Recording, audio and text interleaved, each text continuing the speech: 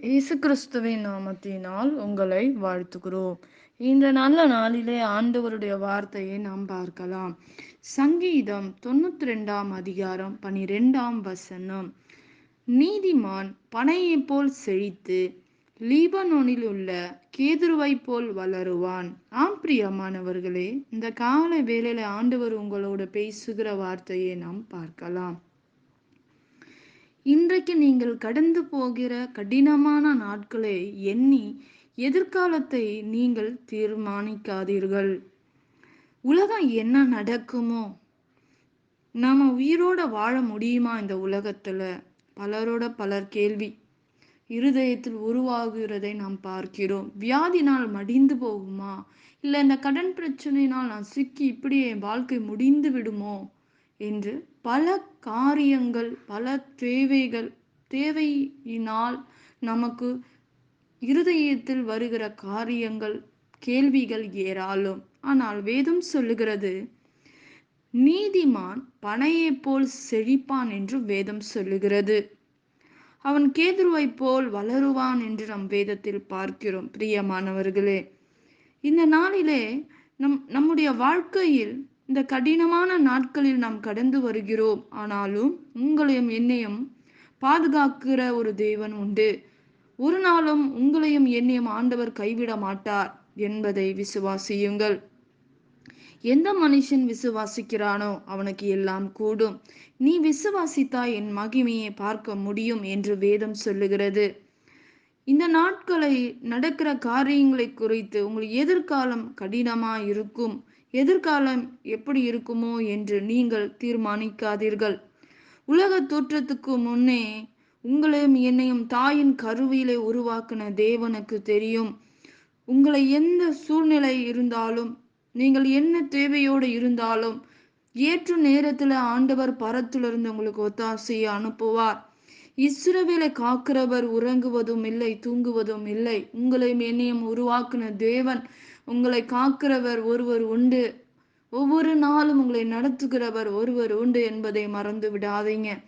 இந்த கடினமான நாட்களில் நாம் கடந்து போனாலும், கடினமான நாட்களை எண்ணி ஐயோ என் எதிர்காலம் எப்படி இருக்குமோ, இல்லை இந்த எதிர்காலத்தை நான் வாழ முடியுமா அப்படின்ற ஒரு கேள்வியை கொண்டு வராதீங்க. என்ன நடந்தாலும் கர்த்தர் என்னை பாதுகாப்பார், என்னை காக்கிறவர் உறங்குவதும் இல்லை, தூங்குவதும் இல்லை என்று வேதம் சொல்லுகிறது. ஒரு நாளும் என்னை காக்கிற தேவன் என்னை கைவிட மாட்டார். எல்லா சூழ்நிலையிலிருந்து என் ஆண்டவர் என்னை தப்புவிக்க வல்லவர் என்பதை நீங்கள் விசுவாசத்தோட, அப்படிப்பட்ட வார்த்தைகள், அப்படிப்பட்ட காரியங்களை நம்ம பேசும்போது நிச்சயமாக ஆண்டவர் நம்மை பாதுகாக்க அவர் வல்லமை உள்ள தேவனாய் இருக்கிறார். பிரியமானவர்களே, நிச்சயமாக ஆண்டவர் நம்முடைய வாழ்க்கை இயற்கைக்கு அப்பாற்பட்ட அதிசயங்களை செய்ய அவர் வல்லமை உள்ள தேவனாய் இருக்கிறார் என்பதை நாம் மறந்துவிடக்கூடாது. இன்றைக்கு எத்தனையோ காரியங்கள், எத்தனையோ திட்டம், தேவன் நமக்காக திட்டங்கள் வைத்திருக்கிறார். உங்கள் எதிர்காலத்தை திட்டமிட்ட தேவனோடு இணைந்து ஜெபியுங்கள், ஆயத்தமாயிருங்கள். அவர் நுகங்களை முறிக்கிற அபிஷேகத்தை உங்கள் மீது செயல்பட பண்ணுவார். நிச்சயமாக ஆண்டவர் செய்ய அவர் வல்லமை உள்ள தேவனாய் இருக்கிறார். நீ எந்த இடத்தில் இருக்கிறீங்க என்பதை வைத்து செழிப்படைவதில்லை, நான் ஆசீர்வாதமாக இருக்க முடியாது என்று சொல்லாதீங்க. மாறாக உங்கள் மீது இருக்கிற ஆசீர்வாதம், நீங்கள் எந்த இடத்தில் இருந்தாலும் உங்களை ஆண்டவர் ஆசீர்வதிப்பார். ஆகவே உங்கள் வாழ்க்கையின் வளர்ச்சியை தடுக்க எந்த மனுஷனால் தடுக்க முடியாது, சத்ருவால் தடுக்க முடியாது. ஆண்டவர் சொல்லுகிறார், 1000 கைகள் தடுத்தாலும் அதை மறைத்தாலும் சூரியனை மறைக்க முடியாது. அதுபோலதான் உங்களுடைய சந்ததியை ஆண்டவர் ஆசீர்வதிக்க அவர் திட்டமிட்டு இருக்கிறார். அதை ஒருவனும் தடுக்க முடியாது. நீங்கள் ஒடிந்து போக மாட்டீங்க. ஆண்டவர் சமீபத்துக்கும் தேவன், தூரத்துக்கும் தேவனாய் இருக்கிறார். ஆண்டவர் உங்களை பெருக செய்வார். லீபனோனை போல நீங்க செழிப்பீங்க, வளருவீங்க. நீதிமான் விழுந்தாலும் எழுந்திருப்பான் என்று வேதம் சொல்லுகிறது. ஆண்டவர் நிச்சயமாக உங்க வாழ்க்கையில் பெரிய காரியங்களை செய்ய அவர் வல்லமையுள்ள தேவனாய் இருக்கிறார். அற்புதங்களை செய்ய அவர் வல்லமையுள்ள தேவனாய் இருக்கிறார்.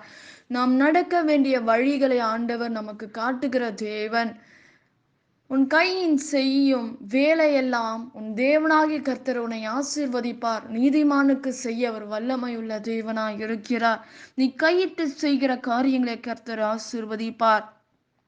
நீ கேதுருவை போல வளருவாய் என்று வேதம் சொல்லுகிறது. நிச்சயமாக ஆண்டவர் உங்களுடைய வாழ்க்கையில் பெரிய காரியங்களை செய்து முடிப்பார். இயற்கைக்கு அப்பாற்பட்ட அதிசயங்களை ஆண்டவர் உங்களுடைய வாழ்க்கையில் செய்ய அவர் வல்லமையுள்ள தேவன்.